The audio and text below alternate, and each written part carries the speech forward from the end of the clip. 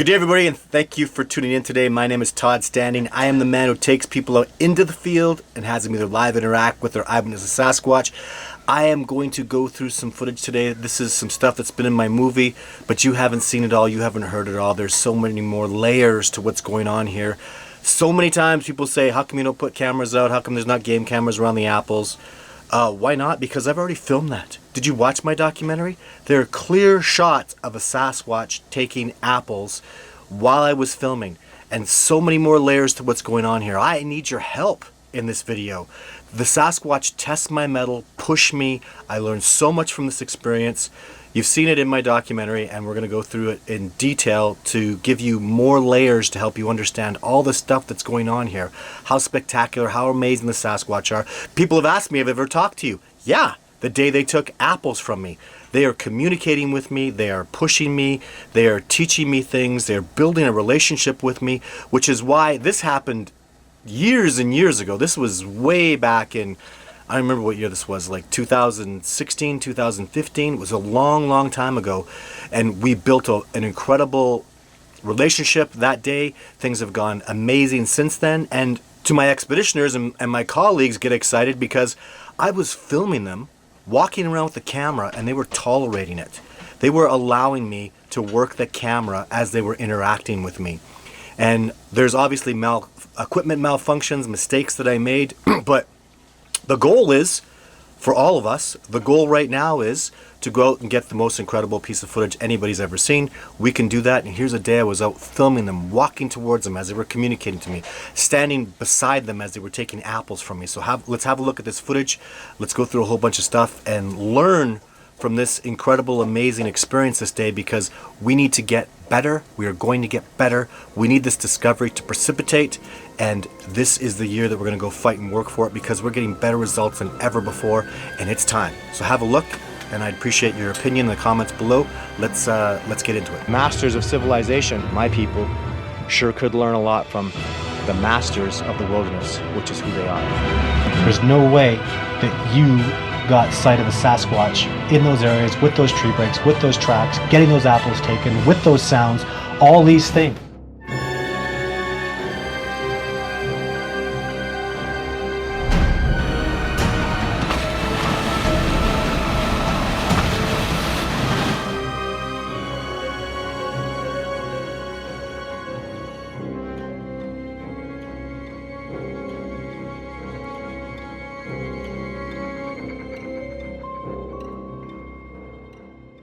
Let me set this up a little better.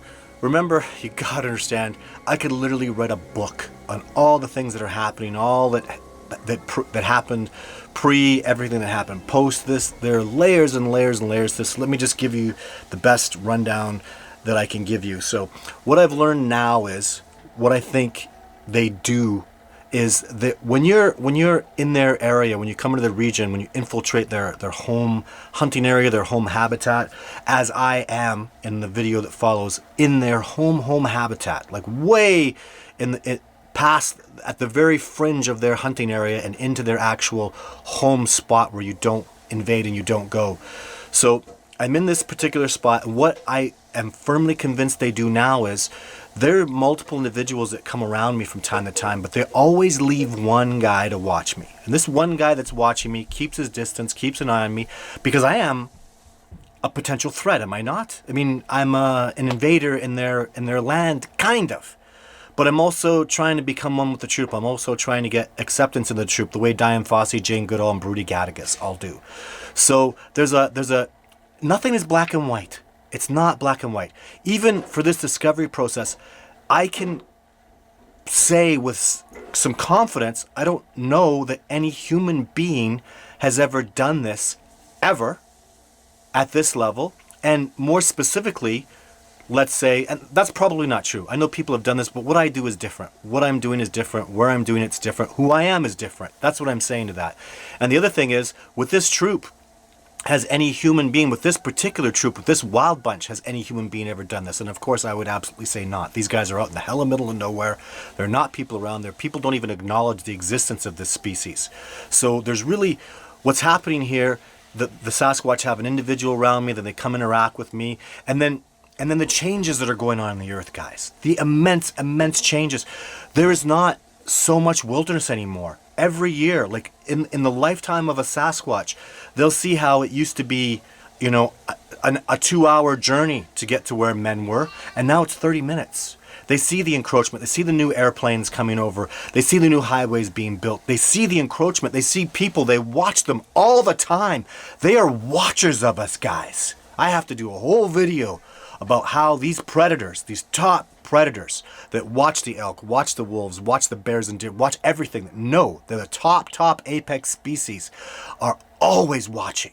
They watch. So that's why I'm telling you, as you're observing this experience of mine, remember there's a Sasquatch out there watching me right now. Just one. They'll come and interact as a group. Even imagine a being that's going to take, my gosh, they're, you know, in excess. The young guys are around 500 pounds. The dominant male, in truth, is well over 900 pounds, over 9 feet tall. I'm trying to get over that paradigm. In the beginning, I'm trying to get people to understand the Sasquatch is real. So I'm not going around saying, they're 900 pounds and they're 10 feet tall. I was trying to be conservative, especially when I made this documentary. So I'm saying over 8 feet. They're really over 9 feet is the truth. So, but anyways, there's one individual watching me. And the excitement happens when the multiple individuals come around and interact with me. So let's go through this. I'll break it up and take it through you step by step. Things I didn't talk about in the documentary. Really important things that you need to know. I'm going to go through here. So let's have a look and start with my setup, telling you where I am and what my equipment is there for. So I had some pretty sick action last night. I'll go through my camera setup and what's happening right now. So this is my one camera. I'm gonna have to close this lid because this light is bright. It's pitch black right now. I can't really see anything. This is my battery pack that I left here from last time. There's my light. I cut this piece of wood so my light would stay on it, but in the commotion last night, I knocked it over and I couldn't get it back on, so I'm having enough trouble with this piece as it is. This infrared light is invisible, and I can't really see where I'm going. I don't want to step on the light. There's my battery pack and my knife. I'm just gonna walk around this if I can. It's funny, I can't see. Unless I look through the camera, I don't know what it's pitch black right now. I mean, this is, we'll turn on my infrared filter for a second. This is without the infrared filter. This is with, here's my camera on my camera bag. See, there's the night vision on it. That's specialized night vision. I just have it taped to the camera. And again, there's the hood that I'll flip back in. I'm expecting a pretty decent night since they came out last night. So I'm gonna just try not to break my neck here. So just a couple very important points here that you didn't get in the documentary that's imperative you understand. It is pitch black. I can't see my hand in front of my face at night. The moon is on the opposite side of the mountains and it's cloud cover. The clouds are dark. There's not an ounce of light and the Sasquatch are moving around easily. Second point I wanted to make sure that you know is I'm unarmed. Don't do that. You won't see bear spray. There's a knife on the ground. I walk around the knife. The knife is just there as a tool for me to cut branches and stuff to move around or to put my cameras up, because one thing I have entirely 100% discovered is when I'm around Sasquatch, there are no bears, there are no mountain lions, nothing messes with me. I'm literally being watched, or you could even say guarded by a Sasquatch, because I'll tell you, those big predators, mountain lions, wolves, and bears, they damn well know Sasquatch and they damn well stay away from them 100%. And the last point I wanted to make, because you completely don't know this, is I hiked up through the creeks doing a creek walk. So I'll talk about this a little bit later. I'll get more into this, but you need to understand, I was 6 days into it. The first 3 days, I didn't eat. I barely drank. I had to do that to get in stealthily. If you stop eating, you stop defecating. If you defecate while you're trying to sneak up on an individual troop of Sasquatch, you completely obviously give yourself away with the scent and with going to the bathroom is a nightmare. You can't do that. So while I'm hiking up mountains, while I'm sleeping less than 3 hours a night, I am taxing my body to the absolute maximum and not eating. This is what they do in the military for Ranger or Navy SEAL training. You bust your ass, but this is survival, guys. This is what it took for me to get in here and do all these things to get to these levels. So, and I didn't talk about it in the documentary. You need to know, even I might act a little strange sometimes, and I might do things and not have good continuity to what I'm doing, because you can't, man, sleep 3 hours a day. I was on day 6 here, and I haven't recovered from the first 3 days of exhaustion. Never mind the fact that being around Sasquatch is mentally taxing on you. I'm only sleeping 3 hours a day. I'm barely getting that. Some nights I didn't sleep at all. When I talk about the previous night, I got 0 sleep, guys. Like I during the night, absolutely nothing. And that'll mess with your mind, the way you're alone and it's silent and all the things that go through your mind. I am a civilized human being. I am domesticated and from society.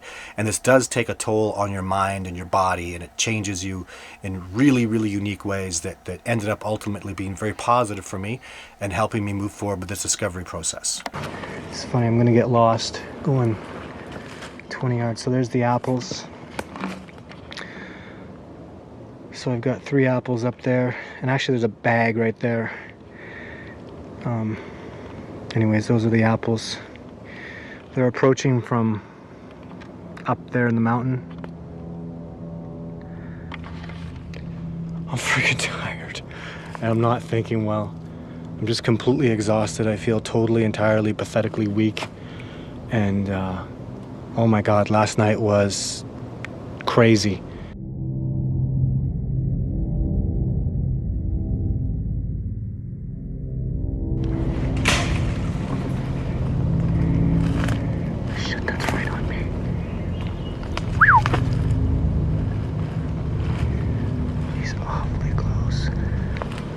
There are at least 2 Sasquatch moving towards the apples.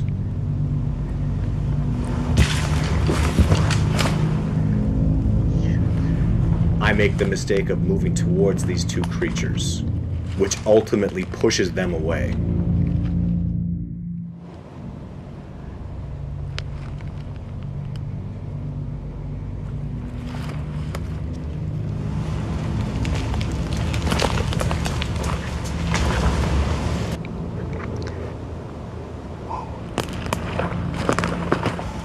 Okay, I hope you understand.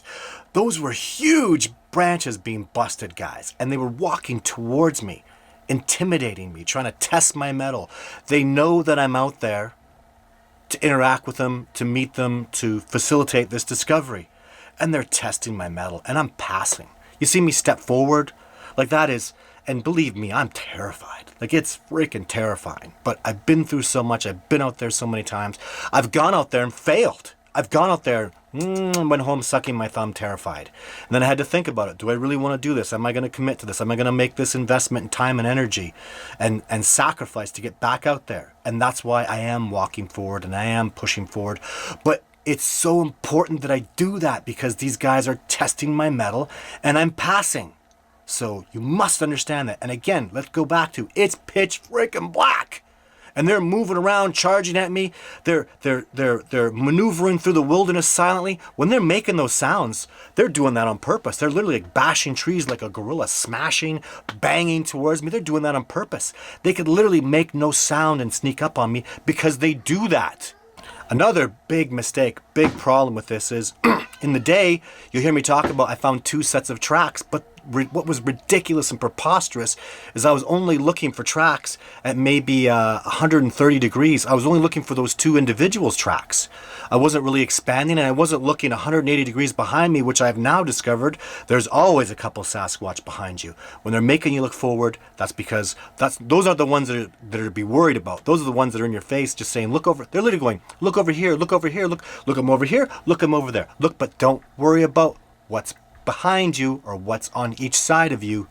And they're always there every single time. When I learned that later on, when I learned that once with Jeff Meldrum, where I realized, man, there was like so many individuals around. When I started going in 360 degrees looking for tracks, taking the time to go look for those tracks, I was discovering, man, it's never just 2.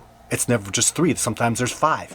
And I'm going to go through that in a little more detail in a few minutes. And the last thing I want to mention that's so important, guys. Oh my God, I talked about this, about Survivor Man. So at the end, you hear this individual running past me. And the reason I go, whoa. So first of all, I am looking for him. I am panning. I'm trying to get a shot. This is dense bush. I can't film with that camera more than 15 yards away in any kind of clarity. But I could hear him. Man, I couldn't smell him. Remember, there was no smell because this is not traumatic. They're just having fun with me. We're just building a cool relationship. These are a couple of buddies testing each other's mettle. A couple of different species. I do feel like I'm a different kind of hominid than they are. We're interacting, we're building a relationship, we're learning about each other, and they are freaking showing off. Those branches being busted should impress you, and if that doesn't, when that dude ran through the wilderness, and again, like I talked about this, Survivor Man talked about this, and I'll talk about it again. You can hear some branches being broken. I think he's like whacking them and breaking them on purpose because he can move through that terrain dead silent. But what is the scariest thing and what makes me say, whoa, and what you can't hear on camera is, whew, he is literally running through dense bush so fast. There's a whipping sound. Whew. I've done videos about it. I talked about it so much. And if that doesn't impress you, standing there listening to a couple branches break here and there, he's not doing the boom, no boom boom boom, he's just floating along nice and quietly making some noise. But man, that whipping sound, that just gave me goosebumps. It'll put fear in you. Like, maybe it's not even fear, it's amazement. It's not fear, it's amazement. Your mind will be so blown that any individual, a bear can't do that, a mountain lion maybe. But oh my God, these hominids, upright hominids, the most man-like primates in the world, are out there in wilderness moving that efficiently, that effectively. Whew. You better be impressed, you better be amazed. And I know that's one of the reasons my relationship with them grows so profoundly, because I'm so impressed with these guys. They show off, and like primates like to show off, like gorillas like to beat their chest. These guys are showing off to me, and I'm so amazed. I'm not in fear of them. I'm so impressed with them. I think they're so amazing and so exceptional that it makes me want to work harder for this discovery, because they're such magnificent beings on so many levels. And that's what I'm discovering, and that's why the discovery of Bigfoot is so important. I travel into this uninhabited region following animal game trails. Here, I was continuously able to generate significant success with at least 2 individuals I've eyewitnessed on multiple occasions. So we'll see what happens. They take apples from me, and it's just me out here. 2 days ago, I did some stuff that's probably really going to piss them off. Hopefully not piss them off. Well, I obviously didn't piss them off too much. If I pissed them off too much, I'll tell you something, I wouldn't be here right now. If they want to be gone, I'll be gone. I think I just upset them. They came and scared me a little bit yesterday. But I did leave apples for them up on the other side of the mountain. I know they took them. They always do. I'll go back there. The apples will be gone. Big shocker. But it's about getting these apples taken. Do you think they'll come within 20 yards of me? 50 yards of me? 100 yards of me? I'll have to wait and see. So take it step by step. Just quickly, one of the 16-inch track that I'm talking about is Jake, and I believe Jake is one of the individuals that's communicating with me, that's going to be coming up, who's talking to me, and it's not Jake. It's the 14-inch track that comes and takes the apples. That big hand that you see coming and grabbing the apples, it's at least 3 times the size of my hand. Fingers are a little longer, but much thicker. So is a different Sasquatch. I mentioned I pissed them off. So what I done, remember I was talking about how I went in 3 days without eating, and what I'd done is I'd creek walked. So I took my ghillie suit and I walked up a creek with that polyurethane thing that I have that keeps me warm. So I snuck in on one side of the mountain from them, and it pissed them off. So it was pretty clear that they were upset with me. But again, when they get upset with me, it's not violence. It's not to harm me. It's just, hey, dude, that's not cool. Like, don't sneak up on us like that. And it was a lesson to be learned, and I learned it, and I keep moving forward. So, and I'm at the point now where I'm not doing that at all, really. I'm not sneaking up on them. I'm not trying to do that. And things will change this year because I have to do something different, and I'm not sure what that is, but it's all about learning. And that's why I appreciate your feedback is I am out filming this day. And they were coming around and they were interacting with me. So what's it going to take for me to take the next step? Do I need to have better equipment? Do I need to kind of, when they do a run by, do we need to kind of run at them and get the footage? Like, what's it going to take? How am I going to make it happen? Because as you'll see in what's coming up, man, I'm filming the whole time and they are so interacting with me. So I need to duplicate those feelings and those events as best I can, taking this to the next level so I can get that footage and blow people's mind and get people on board for this discovery process, because it's all about us, guys. I really, I've lost faith in the science of it and the government participation of it. I mean, with all the stuff that's going on right now, it's really, and it can just be about us. We can just do this ourselves. This is our responsibility. And I feel that. So, and with an incredible piece of footage, 100 million people, I'm talking 100 million people will come on board, will be 100% supportive, and if that's $10 a person, you do the math, the discovery is happening, right? So, and there are 100 million people that need this. And it's not just about Sasquatch. It's about wilderness. It's about reconnecting with the environment and nature. Really see the bigger picture. Really, really see it. People are having trouble because they're being overly domesticated, and it's not right. You need to get wild. You need to connect with nature. And the Sasquatch are here to help facilitate that. And I'm a conduit between mankind and the Sasquatch that's going to help that communication and that discovery precipitate that we need so badly. I can barely see them, but I hear them coming. There's two.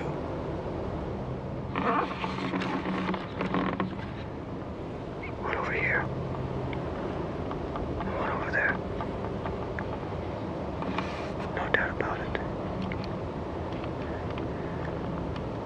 And they know where those apples are. They've taken them before.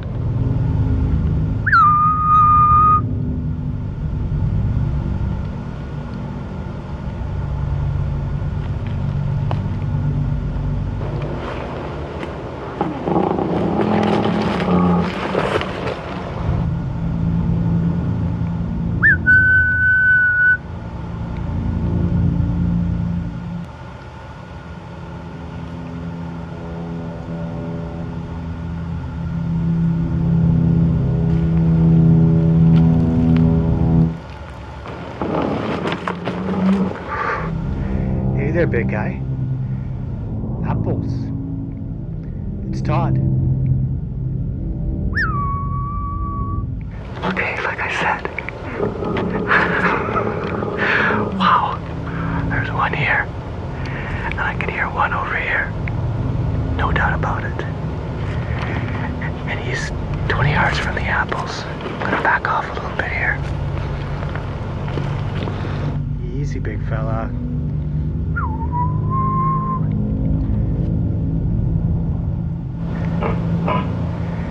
Hey.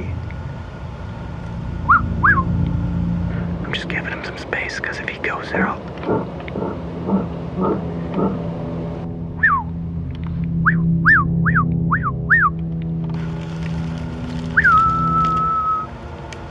All right, here's an enormous reveal. Are you ready for this?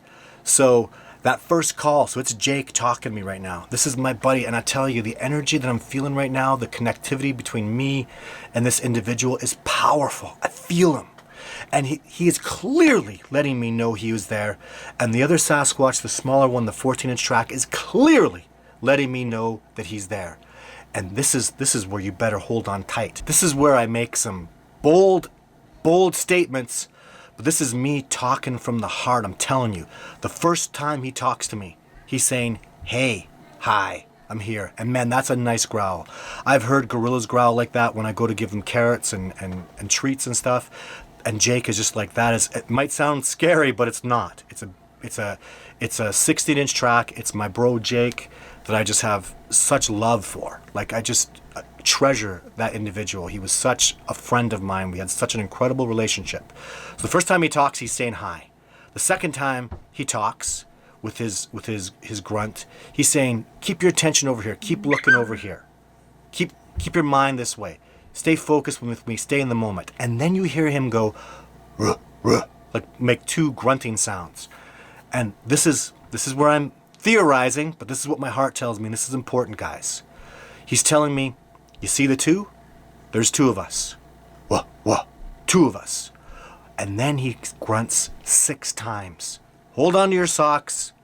What I believe he's communicating to me is, there's 6 of us out here. And there was those two, there was the big male, and there was 2 behind me. And I found all these tracks later. There were 5 Sasquatch and 1 Todd Standing. And it's so clear to me. I could feel it in what he was saying.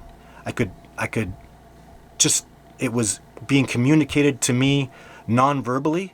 But I stayed in the moment with him because I'm at that time I wasn't confident in my extrasensory perceptions. I wasn't confident in my feelings like I'm learning to be confident now. It was something I'm learning new to communicate. But I really, when the logic set in and the day passed and I even went home and looked at the footage, then I went back out there, they all specifically, well, I mean, the 17-inch track didn't need to leave tracks. I knew damn well that was the big male over to my left that just lost his mind on me.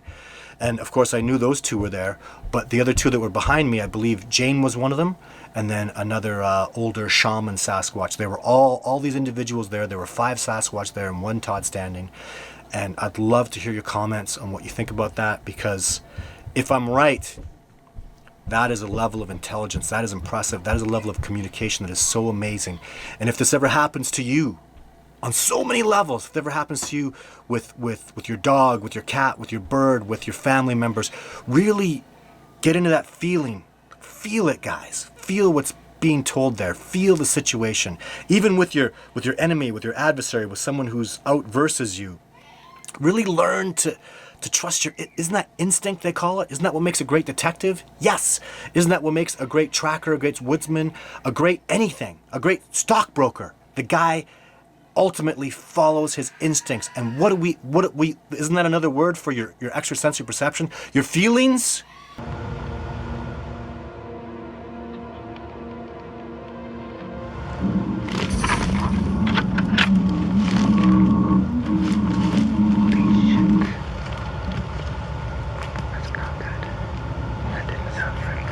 The first 2 individuals have approached from the eastern side of the mountain. However, unknown to me, the large 800+ pound dominant male of the group has moved in from the west. The interactions between myself and the 2 younger individuals has been very productive.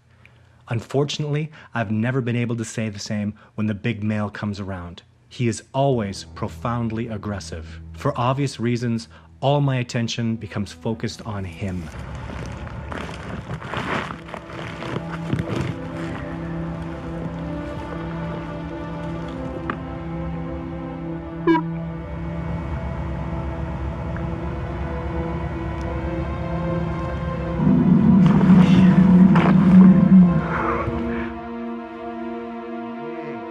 Easy, big guy. Before I let this play, I want you to understand how that might have looked easy. I just took a step towards the big dominant male of the group. And I'll tell you, half of me wanted to run home and just quit and stop. But there's just like a drill sergeant going off in my head. There's that purpose in my mind. You've got to keep moving forward. It's all for nothing if you don't keep moving forward. And I guarantee you, so I'm moving forward gently. I just want to take a couple steps. And I'm not aggressively moving forward. I'm not stomping my feet. And you'll even hear me kind of go, right? Because it's overwhelming emotion that I'm feeling. So I have to take a couple steps forward. And it was the right thing to do in the building of the relationship between me and this individual, because he was coming at me. You may not feel it, but I feel it. Like when I watch this, it's hard for me. I felt that growl just ripple on my chest. I felt his power and respect. And I just took a couple steps. So I'm not going to go have, my intention was not to move more than 5 yards toward him. And he's holding his ground. I was going to take a couple steps towards him, kneel down, bend down, show respect. So although it looks like I'm being very brave, and I am really pleased with what I had done, it was not my intention to move right up on him. It wasn't my intention to take more than a couple of steps. And it's really important that you understand that. That was my intent. And it was, if he was going to scare me, it's all about testing mettle, guys. I really hope you can understand that. The way he really is, he wants to see if I'm worthy of the troop. He wants to see if I'm worthy of his friendship. And I'm passing those tests. There's so many layers of what's going on here, which is what has led us to this day to have tremendous success. I work with other men and women that are brave and tough like this, that move forward like that. And it's getting to be a rare trait to have. But we who are working towards this discovery can do that. I've seen it done before. We're going to continue to do that because that is what it's going to take. That's what Diane Fossey and Bertie Gattagas and Jingo, I keep mentioning them because they're just amazing, wonderful, incredible people. But they did it. We have to do it. Otherwise, the discovery will never precipitate. Wait a second. Did you see that? In case you missed it, let's go back and have a closer look. Can you see those 3 apples way off in the background? Here's a shot of them as they were a few minutes ago. They are 3 large red delicious apples. Here's what they look like from the other camera 25 yards away. Let's call them apples 1, 2, and 3. Watch again now closely in slow motion to apple number 3.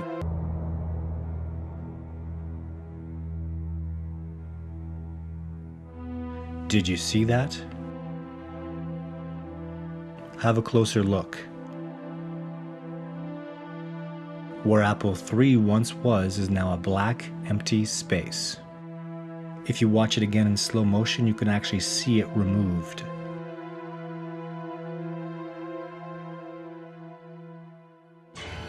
Now watch this.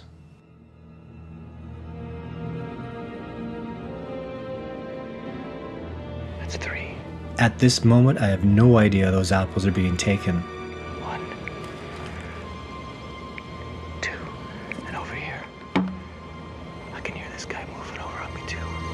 And there goes apple number 1. I don't know which way to look. I've got nowhere to go right now. Shit. I just...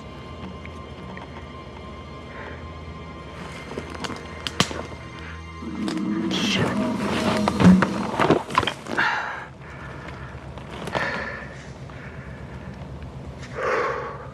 In case you didn't notice it, I was literally shaking. So I was absolutely terrified because all their energy was focused on me and I could feel it. I could feel them there. When I did that pan across, I knew there was an individual at each one of those spots. I knew it. I could feel it. It was powerful. And what is also amazing is after I trip, I fall, the light goes off, all these things kind of fall apart, and I'm done, guys. I'm tapping. Like I'm over adrenaline, over emotional, over blown on every level. It's as much as I can take. So you know what they do? They leave me alone. They go, man, that's a good enough. My teachers say he's had enough. We got our apples, which is cool. He gave us that gift with an open, wonderful heart, just because he cares about us, because he's building this relationship with us, and he's had enough, guys. Leave him alone. And they left me alone to the point where they weren't harassing me anymore. I know they followed me out. I know an individual stayed there, watched me, followed me out, but didn't push me anymore. And it was enough. It was enough for me to, even the next day, I stayed one day just to let them know that I'm not hightailing it out of there, that it wasn't a traumatic experience. So I spent the whole extra one day there just to chill out and go, I'm cool, no more gifts. I felt like I'd learned enough too. And I just wanted them to say, hey, yo, and put that energy out there. I'm leaving. Everything's cool. This was a wonderful experience. And I'm going to go home and I learned my lesson. And now this relationship can go to a new level, which it has and which it has done, and which is so amazing. These little subtle things that are going on are so important and so rich, because that's happening right now. Right now they're taking apples from us. Right now the Sasquatch are giving us beautiful gifts, making structures for us, and we're going to a new level. problem is we need to get to a new level, and the only way I can see to do that is new footage. Or do you have a better idea? Do you have something better in mind? Please comment. We read the comments. Your perspectives are important to us. Email us if you have a great idea, if you have a great inspiration. To all my colleagues and all my expeditioners, what's it going to take? What are we going to do this year? How are we going to take it to the next level? Because I feel it coming. Something big is going to happen. All this stuff hasn't fallen into place for no reason. Things have fallen into place, so many layers, and it's time. So what's the answer? I'm asking. Just knock my light out.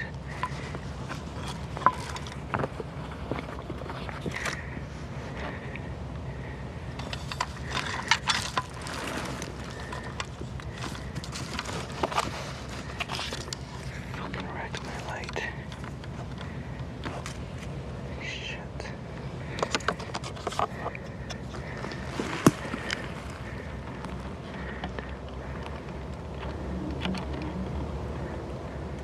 Where the hell are the apples? I'm kind of done right now.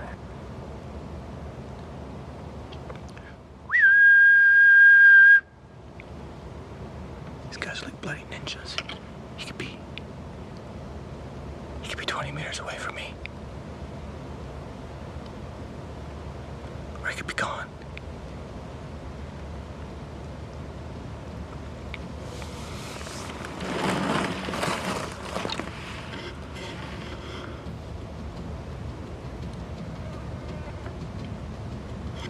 This is the kind of stuff, when you get your ass out here and you experience it, I don't give a shit who you are. You'll believe in Sasquatch when you see something like this going on, when you're out in the middle of nowhere and this shit starts happening. You'll feel the fear.